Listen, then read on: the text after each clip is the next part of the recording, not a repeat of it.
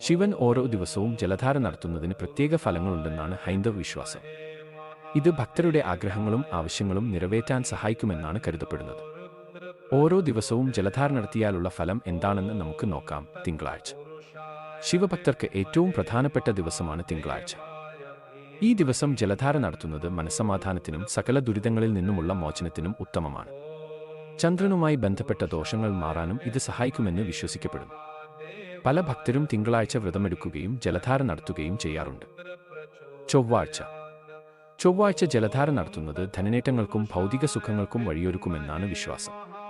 സാമ്പത്തിക പ്രശ്നങ്ങൾ അകറ്റി ഐശ്വര്യം വർദ്ധിപ്പിക്കാൻ ഇത് സഹായിക്കുമത്രേ. ബുധനാഴ്ച.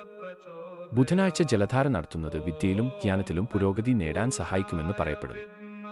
ബുദ്ധിശക്തി വർദ്ധിപ്പിക്കാനും വിദ്യാർത്ഥികൾക്ക് പഠനത്തിൽ ശ്രദ്ധ കേന്ദ്രീകരിക്കാനും ഇത് നല്ലതാണ്. വ്യാഴാഴ്ച. ഈ ദിവസം ജലധാര നടത്തുന്നത് സന്താന സൗഭാഗ്യത്തിനും കുടുംബത്തിൽ ഐശ്വര്യത്തിനും ഉത്തമമാണെന്ന് കരുതപ്പെടുന്നു. ഗുരുവിന്റെ അനുഗ്രഹം ലഭിക്കാനും ഇത് സഹായകമാണ്. വെള്ളിയാഴ്ച.